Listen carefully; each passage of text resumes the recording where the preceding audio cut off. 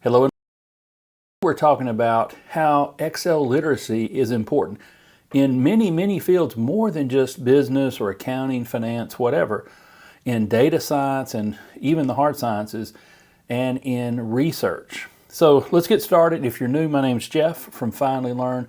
I do a lot of financial literacy and Excel and accounting and finance. So if this is helpful for you, please join, please subscribe, please like. Well, about 5 years ago, there's an article came out, and I thought it was interesting at the time, but I've thought about it, and let's talk about it. We'll have some points on this, but let me explain the situation. Scientists rename human genes to stop Microsoft Excel from misreading them as dates. And the sub story here is, in the second line, is sometimes it's easier to rewrite genetics than to update Excel. So Microsoft Excel, 1, gene scientists, 0.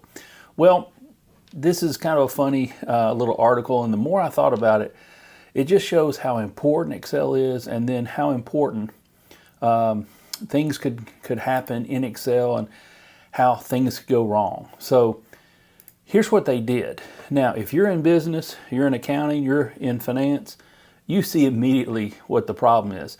They named some things MARCH1 or SEP1 or October 4th looks like. Well, let me show you the article and we'll look at that. So what happens is they have this long title, membrane associated ring CH type finger 1, and they want to make a variable name or a name here, and they named it March 1st.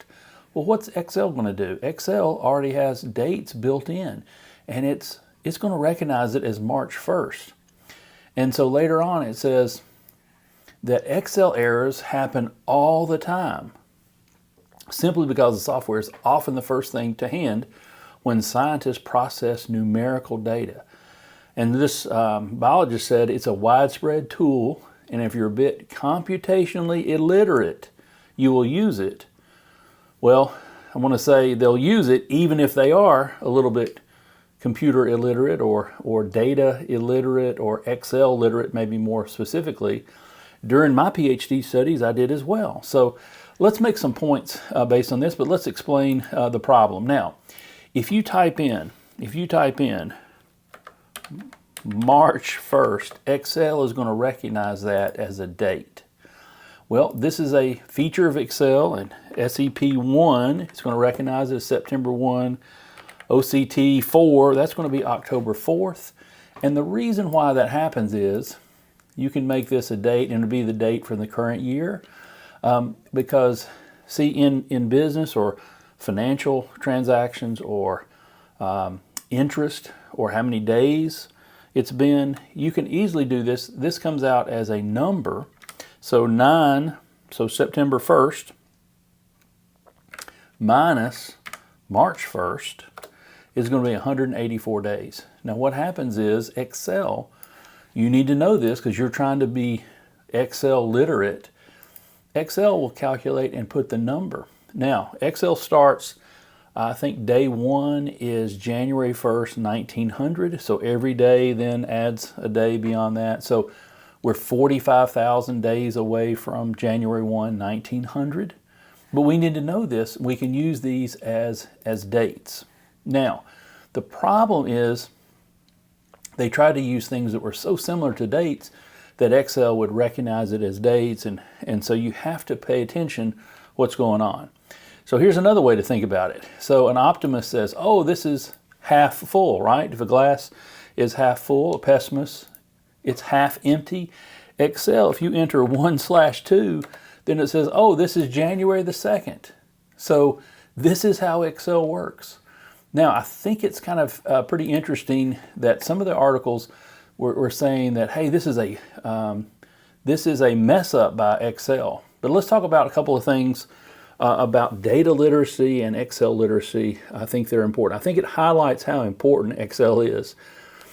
Now, you want to trust but verify. If you're entering data, sometimes you can copy and paste. Well, you want to make sure that it copies and pastes in a way that you understand and that it works. Excel would recognize something as a date. It would change it to a date format, and you want to watch for that. Now, everybody in business, if you saw March 1, you would think it's a date. Now, this is a specialized use when you're talking about, gene science and gene names, that March 1st is a gene name rather than a date.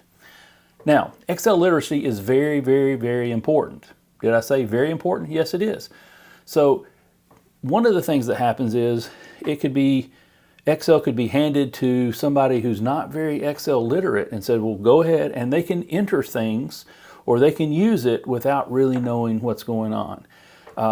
So you have to be careful. If you get to use Excel, or if you need to use Excel, then you need to understand how it handles data, the benefits of it, what you can do with it, how you enter it, how you store it, the limitations that might be, and the features of Excel. Now, frankly, March 1st and September 1st already have definitions. They already have something associated in Excel. You probably ought to use different names or have a way to manage this. Now, we've known this for several years. In 2016, a study came out, said 20% of all papers in maybe gene studies or scientific papers had what they called Excel errors. Well, I don't know that they're Excel errors. Now, because see, these date formats are a feature of Excel, not a bug. It's not like they've exploited a bug, like, oh, we found some kind of thing that Excel is doing wrong. That's not really true. We need this where we can say, hey, on April 1st, this happened, right? And I can put 4/1 and make this April 1st, right? And we want to have dates that are helpful.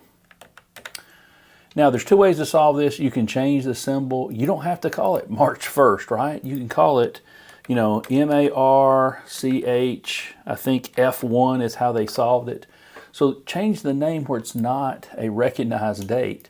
Or you can use an apostrophe. So if you start with an apostrophe, then you can type in March 1st, and it'll recognize it. Hey, this is just a text string. We're not going to do anything with it. It's just a text string, right? Now, the other thing is a good craftsman never blames his tools. Now, what does that mean? Well, don't make excuses.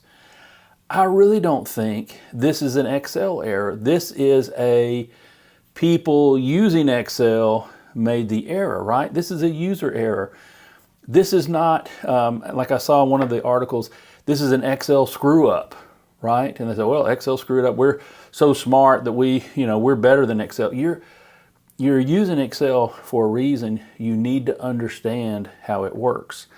What happens is you can be really knowledgeable in one domain. It doesn't mean you understand Excel, or Excel's not going to read your mind. So you can be really a brilliant gene scientist, but if you're using Excel as a tool, then you really need to understand how Excel works. So this is really an Excel literacy problem. To me, it's kind of a little bit interesting that these high-level scientists might have used lab assistants that did not know how to do Excel, or they didn't think that they needed any training on Excel. So this, to me, is an Excel literacy problem that can be solved, and they're solving it by changing the symbols, but you could do it by using apostrophe. This is a problem that you could solve ahead of time if you pay attention. March 1st, Excel recognizes a date. That's not a screw up. We need Excel to recognize dates because it makes our life easier for 99% of the people using Excel. This is a very specialized case. If you have a specialized case, then you need specialized tools. All right, I'm just trying to give you some good information on how Excel is very important, and you want to think, trust, but verify, be careful, and be deliberate. And remember, it's your data, your analysis. You can't blame Excel. All right, knowing Excel is going to solve a lot of those problems. Hey, got a lot more videos about Excel and financial literacy. Please like, please subscribe, and we'll see you on the next video.